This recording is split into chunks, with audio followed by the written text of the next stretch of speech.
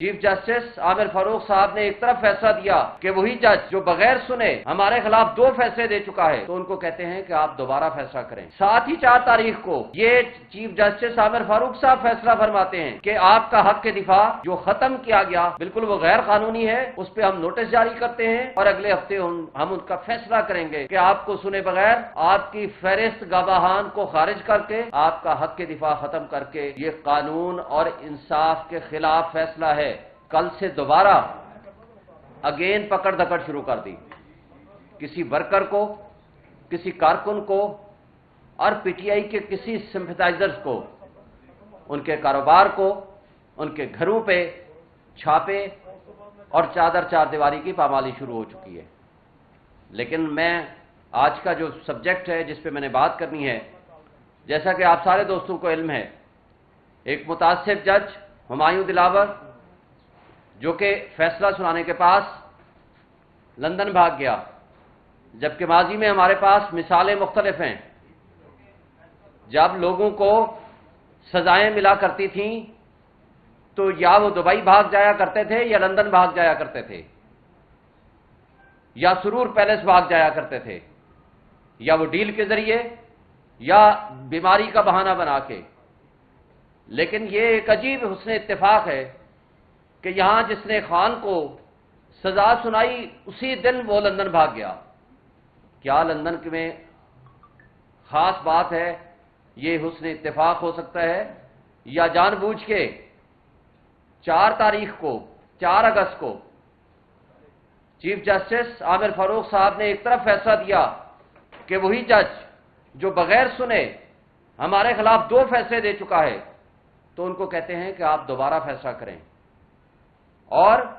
ساتھ ہی 4 تاریخ کو یہ چیف جسٹس عامر فاروق صاحب فیصلہ فرماتے ہیں کہ آپ کا حق کے دفاع جو ختم کیا گیا بالکل وہ غیر قانونی ہے،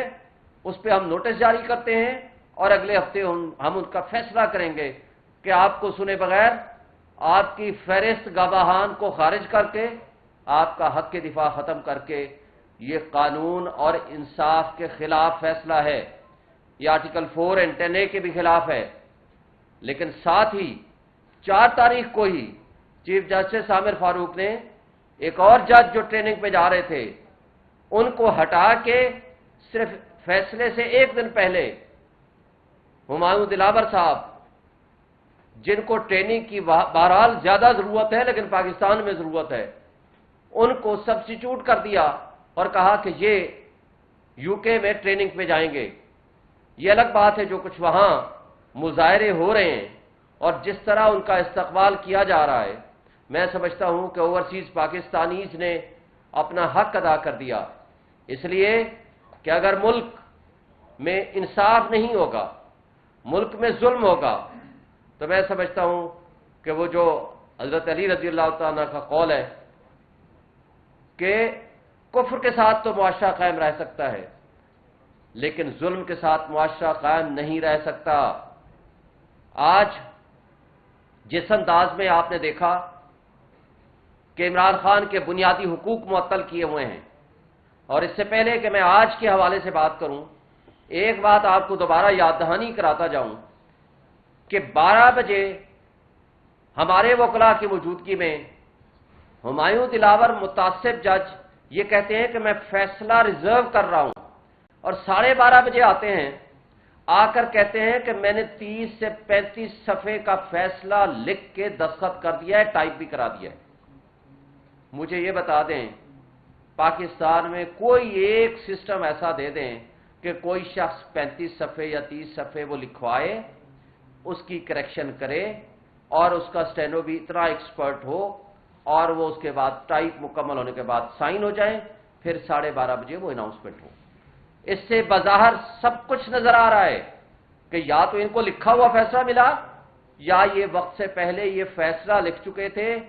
صرف فراڈ کے طور پر صرف انتظار کر رہے تھے کہ آئیں، میں ان کو کہوں جی اپنی بحث کریں اور ساتھ ہی لکھا ہوا فیصلہ میں سنا دوں۔ اور اس کے چند منٹ کے اندر جبکہ وارنٹ آف اریسٹ سائن نہیں ہوئے، یہاں سے فیصلہ سائن نہیں ہوا، زبانی کلامی ایک اناؤنسمنٹ کے اوپر وہاں پنجاب پولیس حرکت میں آتی ہے، زمان پارک پہ حملہ کیا جاتا ہے،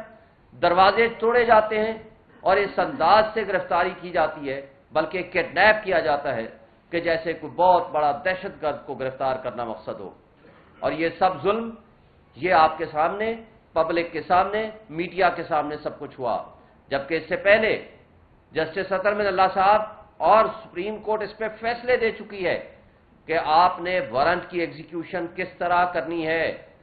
اور وہ آپ کو یاد ہوگا کہ جب شیریں مزاری کو یہاں سے پنجاب پولیس اٹھا کے لے کے جا رہی تھی، ابھی راستے میں تھے، چیف جسٹس نے یہاں اس کو نہ صرف طلب کیا، ان کے خلاف ایکشن لیا، ان کو ریلیز کرایا، اور وہ سب آپ کے سامنے ہیں۔ لیکن اس سب کچھ کے باوجود جس طرح اس فیصلے کو پینڈنگ رکھا گیا اور اس فیصلے کی جو اس ججمنٹ کو سسپینڈ نہیں کیا، اسلام آباد ہائی کورٹ کے چیف جسٹس کے بینچ نے یہ سب سے بڑا ظلم کیا۔ اس کا مقصد ایک یہ تھا کہ تاکہ جو باقی بیل بیفور اریسٹ جن مقدمات میں خان صاحب ہیں وہ عدم پیروی پہ غیر مؤثر ہو جائیں یا ڈسمس ہو جائیں، تاکہ اگر یہ ججمنٹ سسپینڈ بھی کل کلاں ہو جائے تو اس پہ باقی مقدمات پہ ان پہ گرفتاری ڈال دی جائے۔ یہ ظلم، یہ ناانصافی، یہ قانون اور انصاف کا دوہرا معیار یہ خان صاحب کے ساتھ روا رکھا جا رہا ہے۔ سیاسی انتقام کے نتیجے میں، پولیٹیکل وکٹمائزیشن کے نتیجے میں اور اداروں کی مداخلت کی وجہ سے یہ سب کچھ ہو رہا ہے، اور افسوس سے یہ کہنا پڑتا ہے کہ ہمارے منصف اس میں استعمال ہو رہے ہیں۔ اور بالآخر ایک دن، پہلے دن، پچھلے منڈے کو، آج 7 دن ہو گئے ہیں، ہمارے صرف ایک وکیل سے ملاقات کی اجازت ملی، اور اس کے بعد 180 سے زائد مقدمات ان کے ہیں۔ کسی ایک وکیل کو ملنے کی اجازت نہیں ہے، وہاں گھر سے کھانا پہنچانے کی اجازت نہیں ہے، وہاں جو ایک عام قیدی کو فیسلٹیز اویلیبل ہیں وہ ان کو نہیں ہیں۔ چھوڑ دیجئے ایک سابق پرائم منسٹر کی کیا فیسلٹیز ان کو مل سکتی ہیں جیل مینول کے مطابق، چھوڑ دیجئے کہ کیا پروسیجر، کیا طریقہ کار ہے۔ اسلام آباد ہائی کورٹ میں ہم پٹیشن فائل کرتے ہیں، اسلام آباد ہائی کورٹ کے چیف جسٹس عامر فاروق صاحب اس پہ نوٹس کرتے ہیں، اور ایک بھونڈا مذاق ہوتا ہے۔ کل وہاں مقدمہ فکس تھا، اس میں آ کر کے گورنمنٹ آف پنجاب کا نمائندہ یہ کہتا ہے کہ جناب ہمارے پاس اڈیالہ جیل میں گنجائش نہیں ہے کہ ہم ایک قیدی کو وہاں جج کر سکیں۔ کتنا بڑا مذاق اور یہ فراڈ ہے ان کے بہاف پہ، اور کمال ہے ہماری عدلیہ کی، وہ کہتے ہیں اس موضوع پہ ذرا ریکارڈ پیش کریں، ہم بعد میں اس پہ فیصلہ کرتے ہیں۔ افسوس کی بات یہ ہے کہ اس متعصب جج کے فیصلے کو بھی آپ سسپینڈ نہیں کرتے جس کے اندر لکھا ہوا ہے اڈیالہ جیل میں آپ رکھیں۔ آپ اس اڈیالہ جیل کے فیصلے کو کسی جج نے تبدیل نہیں کیا، تو کیا جیل سپرنٹنڈنٹس، گورنمنٹ آف پنجاب عدالتوں سے اور عدلیہ سے بالا تر ہے؟ کیا ادارے اب کنٹرول کر رہے ہیں ہماری عدالتوں کو؟ بڑے افسوس سے کہنا پڑتا ہے کہ اس فراڈ کے سامنے آنے کے باوجود اس لیے وہاں اٹک جیل میں رکھا ہے کہ کچھ لوگوں کی خواہشات ہو سکتی ہیں کہ اٹک جیل میں رکھا جائے، اور دوسری بات کہ وہاں کوئی فیسلٹیز دے نہیں سکتے ہیں، وہاں اویلیبل نہیں ہے جو اڈیالہ جیل میں فیسلٹیز مل سکتی ہیں قانون قاعدے کے مطابق۔ اس لیے یہ فیصلہ کیا گیا کہ ان کو اٹک جیل میں رکھا جائے۔ اور کس نے یہ فیصلہ کیا؟ کن مقتدر طبقوں اور حلقوں نے یہ فیصلہ کیا؟ وہ کون لوگ ہیں جو عدلیہ کے فیصلوں سے بالا تر اپنے فیصلے عمل درآمد کرا رہے ہیں؟ اور بڑے افسوس سے کہنا پڑتا ہے آج ہماری آزاد عدلیہ بھی آزاد نہیں رہی۔ آج وہ عدلیہ جس کو آج ٹارچ بیئرر ہونا چاہیے تھا اس ملک میں، جس کے فیصلے بولنے چاہیے تھے کہ قانون اور انصاف کی جو پامالی ہو رہی ہے، قانون اور انصاف کی پامالی کو روک سکتی ہے ہماری عدلیہ، قانون اور انصاف کی بالادستی کے لیے ان کو رول ادا کرنا چاہیے، نہ کہ اداروں کی ڈکٹیشن کے اوپر ہماری آزاد عدلیہ خاموش رہے یا کمپرومائز کر لے۔ تو یہ سب سے بڑا میں سمجھتا ہوں کہ کہ ہمارے ملک کے لیے، ہماری قوم کے لیے اور ہمارے نظام انصاف کے لیے مشکل ترین مرحلہ ہے کہ آج ایک سابق پرائم منسٹر، ایک واحد شخصیت فیڈریشن کی علامت، امت مسلمہ کا سب سے بڑا لیڈر، جہاں پوری دنیا کے لوگ عمران خان کی طرف دیکھتے ہیں، اس کو امید کی نگاہ سے دیکھتے ہیں، اور لوگ، پاکستان کی عوام ان کو ایک امید کی نگاہ سے دیکھتی ہے اور ان کے اوپر بھروسہ کرتی ہے، اور ان مقتدر طبقوں اور حلقوں اور اس کمپرومائزڈ متعصب جج نے، ہمایوں دلاور نے، ان کو ایک ون سائڈڈ ایکس پارٹی سزا دے دی۔ نہ صرف یہ، ایک طرف کہتے ہیں شواہد نہیں لاتے، بھائی جب ہم کہتے ہیں لسٹ آف وٹنسز ہماری مقرر کرو، ہمارے گواہ آنے دو، وہ کہتے ہیں نہیں آنے دے گی، ہم کہتے ہیں ہماری بحث سن لو، وہ کہتے ہیں نہیں کرنے دے۔ اور عامر فاروق صاحب کے اوپر جب ہم نے نو کانفیڈنس کیا، اور اس کی ایک نہیں 20 مثالیں ہمارے پاس موجود ہیں، لیکن اس کے باوجود وہ کہتے ہیں نہیں، کیس بھی میں سنوں گا اور آپ کے پاس کوئی رائٹ آف ہیئرنگ بھی نہیں دوں گا۔ تو یہ قابل افسوس ہے،